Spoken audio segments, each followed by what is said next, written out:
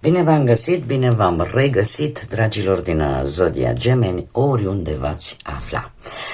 Și iată-ne din nou împreună la o nouă lectură, de data aceasta o lectură, zic eu, în premieră. Cei care deja sunteți alături de mine de destul de multă vreme, cred că vă dați seama că nu am mai făcut acest gen de lectură până acum. Este vorba de o lectură astrologică. Cum vine asta? Vom vedea la modul general cu ce noutăți vine următoarea perioadă cuprinsă între 3 și 9 noiembrie, dar pe case astrologice, casă cu casă, să vedem cu ce noutăți, cu ce informații noi vin pentru fiecare casă. Așa că, dragilor, toți cei care aveți soarele, luna, Venus, ascendentul sau oricare alt aspect astral important pentru voi din harta voastră natală astrală și care are legătură cu Zodia Gemeni, această lectură este de asemenea și pentru voi. Ca de fiecare dată, nu uitați, este totuși o lectură generală, așa că vă rog să luați decât acele mesaje care vor rezona cu voi, iar restul lăsați-le să zboare în univers, pentru că sigur sunt pentru alte energii care într-o mai mică sau mai mare măsură au legătură cu Zodia Gemeni. Și haideți să începem această minunată lectură și să vedem ce aflăm. Care sunt situațiile generale pentru fiecare casă astrologică a dragilor mei din Gemeni în perioada 3 până pe 9 noiembrie. Da, se pare că nu știu dacă așteptați vreun apel telefonic, ceva legat de o investiție și se pare că și are legătură cu două energii.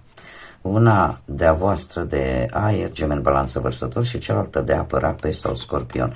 Un mesaj foarte important care te va face pe tine să-ți dai seama ori că acest apel, această veste vine de la aceste două energii, două energii de același sex, da? Ori două femei, ori doi bărbați, dar care pe tine ori îți va spune, domne, în sfârșit lucrurile încep să se miște, ori pur și simplu îți vei da seama unde trebuie să mai investești și unde nu. Deci unde trebuie să mai lucrezi și unde să renunți. Bun, haideți să continuăm ca să începem lectura propriu-zisă. A fost un mesaj aleatoriu pentru voi.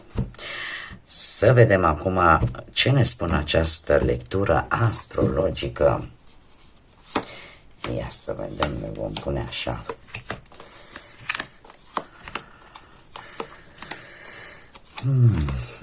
Desigur, vom vedea, avem și surpriza săptămânii, ca să zic așa. Aceasta este surpriza săptămânii și încă două cărți din minunatul Oracol Yin și Yang. Două cărți pentru dragii mei din Gemeni. Ce sfaturi, despre ce e vorba în această surpriză?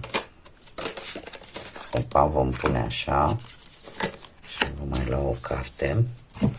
Bun, haideți să începem lectura propriu-zisă, dragilor. Ei, voi în această perioadă se pare că lumea vă va percepe așa, pentru că avem ascendentul, da? Prima casă despre ascendent și mai ales cei care aveți un ascendent în Leu. Se pare că sunteți plini de energie, plini de dinamism, sunteți și lucrul ăsta se va vedea, lumea vă va percepe cel puțin cu mai multă căldură, cu mai multă emoție. Poate că unii dintre voi chiar se gândesc la o reîmpăcare, poate cu ceilalți sau cu cineva în mod special. Cert este că sunteți mult mai încrezători în voi sau cel puțin asta arătați lumii. Nu știu, poate că vă bucurați și de un început nou, poate vă bucurați, nu știu, de, cum să zic eu, de un eveniment îmbucurător cu cineva, ori perechea voastră, ori familie, da? Cineva din cercul vostru apropiat, dar cel puțin lumii așa vă arătați, ca fiind foarte plin de optimism. Casa a doua ne vorbește despre bănuțe, pe partea asta a bănuților, o legătură de asemenea cu familia. Și aș zice că sunteți, ori veți face un acord favorabil, ori ceva, o mărire de bănuți, o rezolvare de datorii, de vreo plată, da? În general pe partea asta a banilor, a lucrurilor care au o anumită valoare materială, apare de asemenea și implicarea familiei sau implicarea unui membru din familie, familia mare aș spune, și asta te poate ajuta. Te poate ajuta pe tine să, într-un fel sau altul, să rezolvi. Da? Să rezolvi o anumită problemă financiară sau pur și simplu traversați o perioadă destul de prosperă. O perioadă în care, din punctul ăsta de vedere, se pare că nu sunt situații foarte negative. Acum, casa a treia a inteligenței. A inteligenței, a minții, a felul în care tu gândești, cum te comunici, și se pare că cu acest 6 de spade, gândirea ta este să lași ceva în urmă, dar asta nu înseamnă că lăsând ceva în urmă nu iei cu tine gândurile și problemele și situațiile care trebuie să le rezolvi, dar gândești foarte mult o călătorie care să te ajute cumva ori să înveți ceva nou, ori pur și simplu să, cum să spun eu, să îți mărească un pic autoestima, să-ți mărească sau să te ajute să evoluezi, să te ajute să treci peste anumite lucruri care cauți așa către alte zări, ca și cum ai zice, gata, mi-a ajuns până aici, gândirea ta este una de viitor, gândirea ta este una către schimbare și vrei să lași în urmă ceea ce cumva nu-ți mai folosește, chiar dacă iei cu tine și anumite situații care necesită atenția ta și pe care va trebui să le rezolvi. Mergem mai departe. Casa a patra care ne vorbește de casă, de familie, în general de confortul casei, al căminului, da? Și avem carul. Ei, ce să vezi, avem carul, mai ales cei care aveți poate și un ascendent în rac, pentru că e casa racului, casa patra este casa racului și ne vorbește de legătură foarte hotărâtă, foarte puternică, poate cu familia ta, cu perechea ta, cu copiii tăi și se pare că veți acționa. Nu știu dacă vă gândiți să achiziționați poate un mijloc de transport. Indiferent care este mijlocul de transport. Că acum o să ziceți, băi, care, doamnă, dacă eu mijloc de transport, hai că-mi iau o mașină. Nu, putem pleca de la trotinetă până la avion, helicopter. Dacă acum nu toți suntem la fel. Unii dispun, alții nu dispun.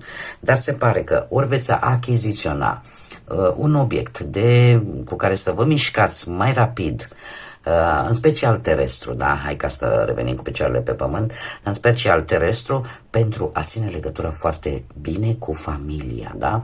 Sau pur și simplu sunteți mult mai, aveți o victorie, poate. Aveți o victorie tocmai datorită hotărârii voastre cu ceva legat de familie sau de anumită posesiune.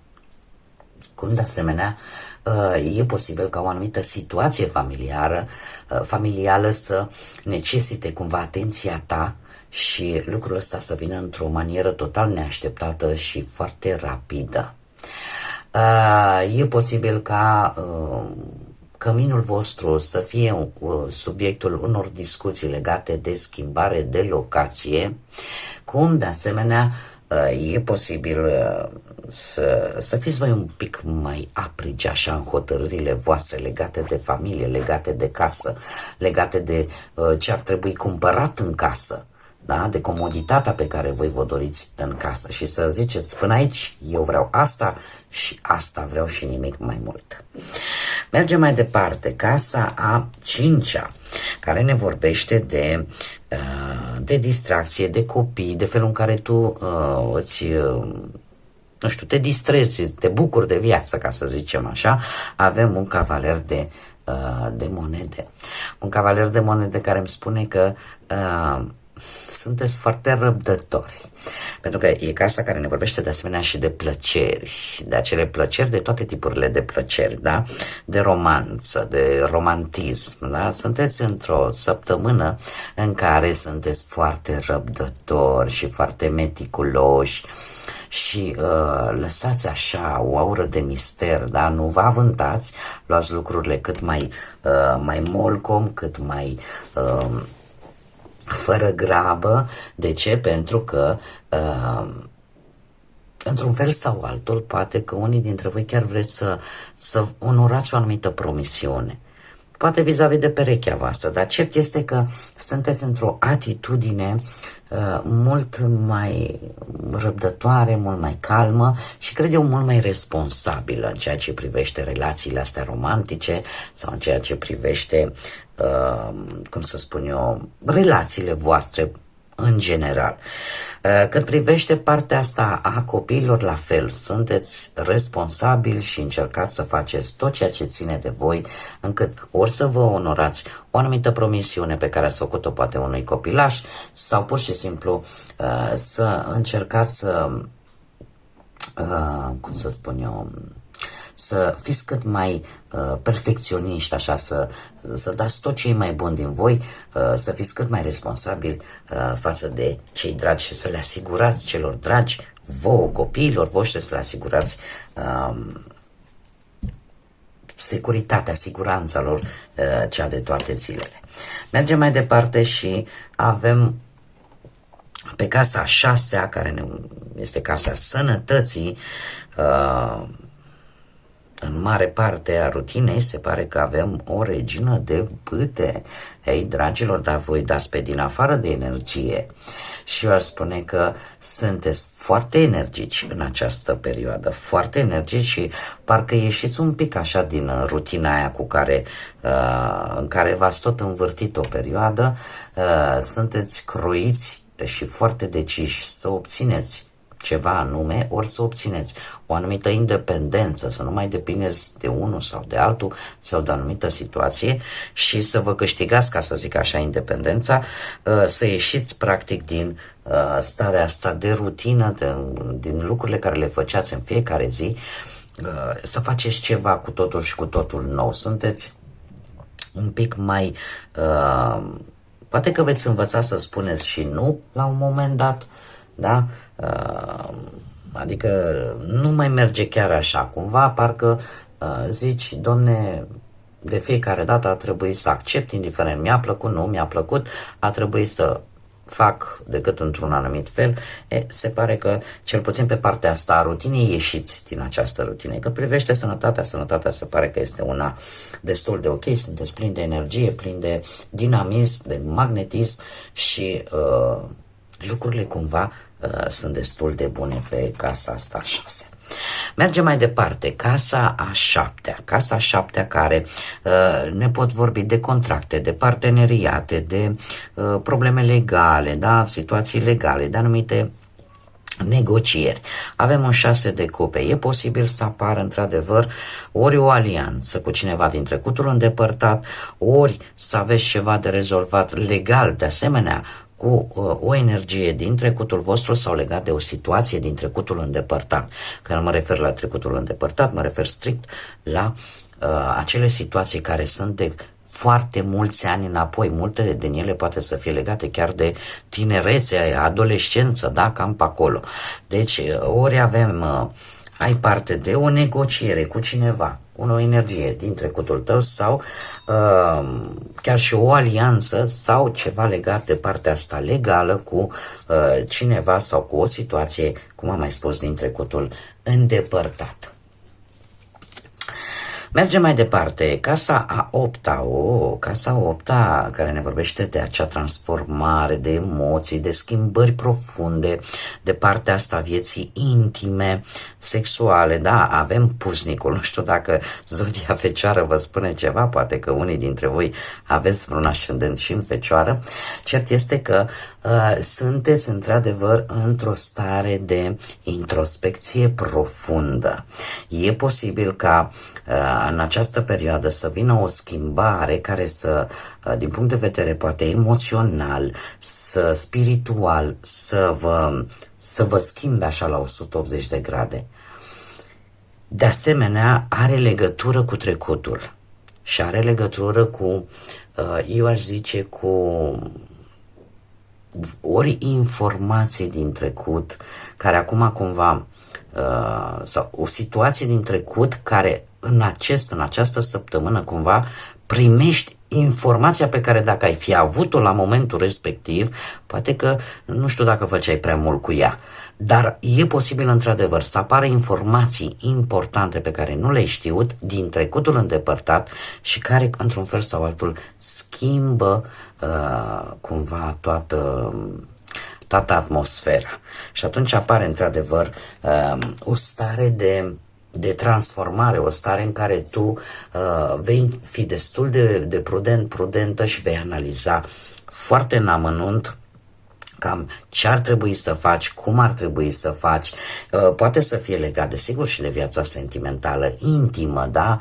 În care ceva din trecut abia acum își găsește oarecum un posibil răspuns. Așa că, din punctul ăsta de vedere intim, eu aș zice că nu veți fi foarte activi în această săptămână, da?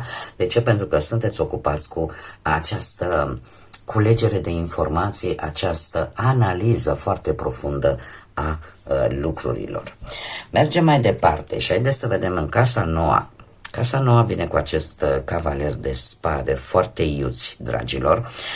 Sunteți în căutare de un înțeles profund al unei situații de viață sau a unei situații care poate implica un drum, o călătorie sau pur și simplu o nouă provocare, o nouă aventură care apare în viața voastră și sunteți în căutare de informații. Dar de ce ar trebui să o fac? Sunteți pe partea asta filozofică, ca să zicem așa, în care e vorba de o călătorie importantă sau e vorba de scopul vostru. Care este scopul? La un moment dat se întâmplă câteodată să nu găsim, dom'le, ce scop am în viața asta, că uite, indiferent ce aș face, parcă nu-mi iese, sau indiferent ce aș zice, nu e bine, dar și mai avem parte și de mici sesiuni filozofice acolo în căpușorul nostru. La voi, cu acest cavaler de spade, sunteți într-adevăr foarte iuți, sunteți foarte cu o gândire destul de iute, așa, destul de...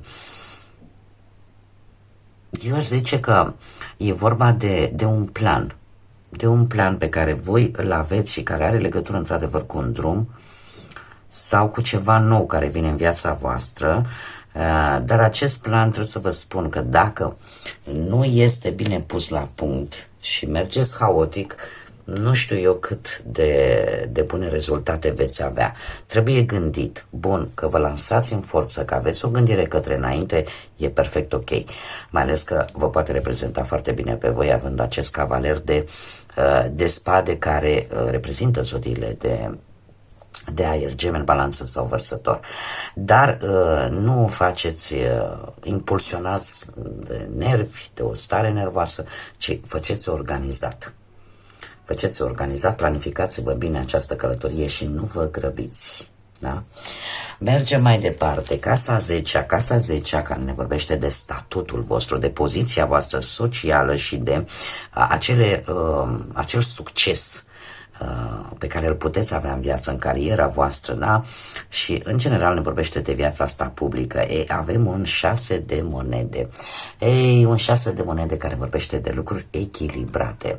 Atât ca și statut social, da? Ca poziție, cumva aș zice că nu se întrevăd schimbări poate la job, da? Nu se întrevăd în sensul că ori decazi, ori urci. Nu, cumva lucrurile sunt destul de echilibrate și eu aș spune că există o armonie în viața ta socială. Există, sau cel puțin va exista o armonie și dacă vorbim de reușite pentru această săptămână, reușita probabil că vine și prin ajutorul altora. Este adevărat că puteți obține, nu știu, poate pe planul ăsta al muncii, o mică îmbunătățire, dar care în permanență cumva implică și alte persoane, implică și alte energii. Da? Este un moment în care e posibil unii dintre voi, nu știu, poate că reușita la voi înseamnă să ceri un credit care să te ajute în ceva, ca tu să evoluezi. Da? Îl puteți duce la împlinire, dar ajutați și de alții, ajutați și de alte persoane. Și are foarte mare legătură, succesele tale sau succesul tău are foarte mare legătură cu ceea ce tu faci. Parcă nu depinde de noroc de această dată, ci depinde foarte mult de cum acționezi tu, de cum ai acționat tu până acum, poate. Casa 11, avem un as de spade, dragilor. Păi voi o să vedeți niște lucruri interesante, poate la amicii voștri, poate la cercul vostru restrâns, poate mediul în care voi vă desfășurați activitatea. Lucruri care vor ieși la iveală și care vă vor face să faceți un pic de triere în viața voastră, pentru că veți vedea cu mai multă claritate care este lângă voi, care nu este, cine e fals și cine nu. Lucrul ăsta vă va îndemna să vă formați o nouă viziune total diferită față de legăturile voastre pe care le-ați fi considerat foarte bune, foarte ok, dar apare așa o triere în care pe partea asta a grupurilor sociale, a prieteniilor, da? În ceea ce privește speranțele, dorințele voastre, sunteți într-adevăr puși pe treabă și sunteți în momentul în care vă construiți un nou proiect de viață pe care să-l duceți la îndeplinire. Și e posibil să aibă legătură cu o activitate pe care nu ai mai făcut-o până în prezent. Casa 12, avem un paș de cupe. Casa 12 ne vorbește de necunoscut, de acele lucruri care vin în viața noastră și la care nu găsim un răspuns pentru că ele vin dintr-o forță mult peste puterile noastre de înțelegere, acele întâmplări miraculoase care pot veni în viața noastră și care pot avea legătură cu karma, cu destinul nostru sau cu cererile pe care noi le ridicăm universului, divinității și felul în care ni se răspunde. Da? Așa că voi aveți un paș de cupe, legătură poate cu zodiile de apă, rac, pești sau scorpion, dar care ne vorbesc foarte mult de o veste. O veste atât de bună care îți dă foarte multă încredere în voi și care, într-un fel sau altul, ori are un iz karmic, cum va trebui să ajungă și vestea asta, ori pur și simplu e ca o mană cerească care vine pentru voi și care vă va ajuta să vă crească un pic autoestima, să crească un pic încrederea asta în forțele proprii și în felul ăsta, nu știu, această veste poate să vină și sub forma unui apel important, poate să vină și sub forma unui mesaj, poate să vină și sub forma unui acord foarte favorabil, sau poate să vină sub forma unei noi relații pentru unii dintre voi. Haideți să vedem acum și care este surpriza sau care ar fi sfatul cărților pentru voi, dragilor. Se pare că avem un rege de bâte, avem legătură cu zodiile de foc, berbec, leu, săgetător, în mod special pentru cei care vă știți că aveți în harta voastră natală, astrală, aveți foarte multe aspecte astrale în zodii de foc, cu predilecție pentru voi. Dar, așa, per general, pentru toată lumea, sfatul cărților sau surpriza cărților, haideți să vedem cum o luăm, este acela de a încerca un pic să vă controlați, cum să spun eu, să vă controlați anumite lucruri vis-a-vis de anumite situații. Avem acest rege de bâte care în general ne vorbește de o energie pe care nu o poate opri oricine, o energie căreia nu este frică de provocări, o energie care de obicei atunci când își planifică ceva o face pe termen lung și o energie care chiar și atunci când Poate unii dintre voi ați traversat o perioadă destul de grea, e ca și cum nu durează o veșnicie, este temporară și lucrul ăsta cumva parcă îl știți și asta te întărește și mai mult, adică în loc să te coboare, cumva te ridică și mai mult. E posibil pentru unii dintre voi, să apară ca și surpriză cineva, mai mult pe parte paternă, aș spune, parte masculină, dar acum, cum este o lectură generală, poate să fie și feminină. Cert este că este cineva care te poate ajuta să rezolvi o problemă. O problemă legată, mare atenție, eu aș spune legată de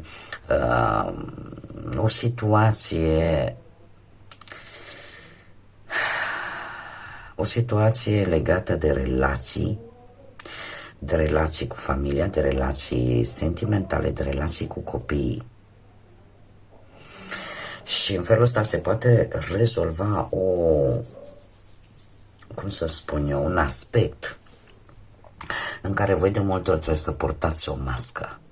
O mască de duritate, o mască în care încercați să ascundeți de fapt care sunt adevăratele voastre sentimente, iar lucrul ăsta, la un moment dat, tot făcând lucrul ăsta zi de zi, ajungi să-ți blochezi propriile emoții. Iar această energie poate să vină, cum să spun eu, ca un lucru bun, pentru că vă poate ajuta să redescoperiți, să realimentați acea parte din voi pe care ați ascuns-o atât de multă vreme.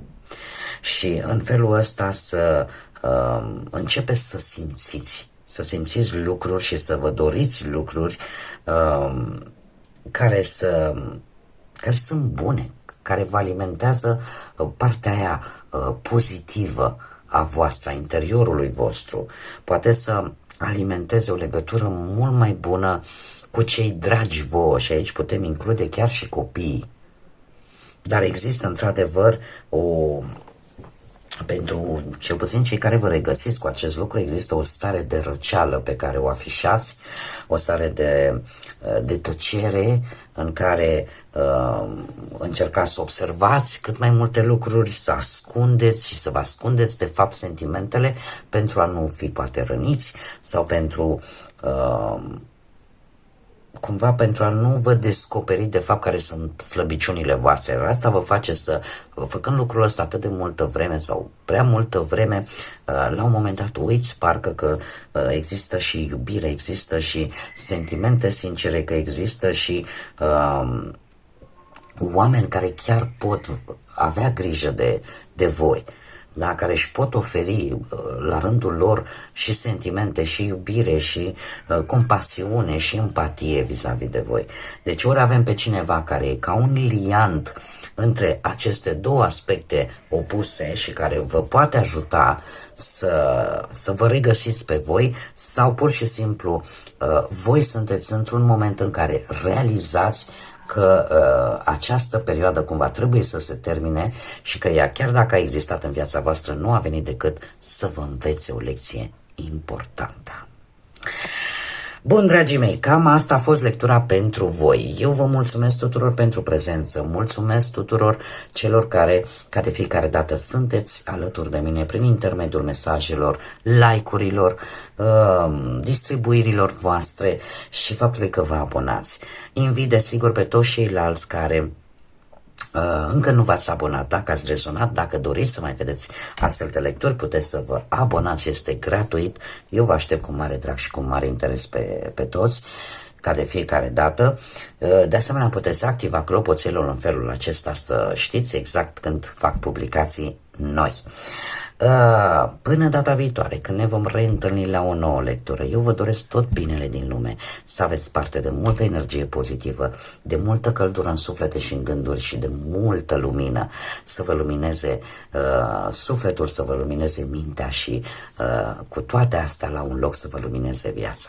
Până data viitoare, când ne vom reîntâlni, numai bine și să fiți iubiți, dragilor!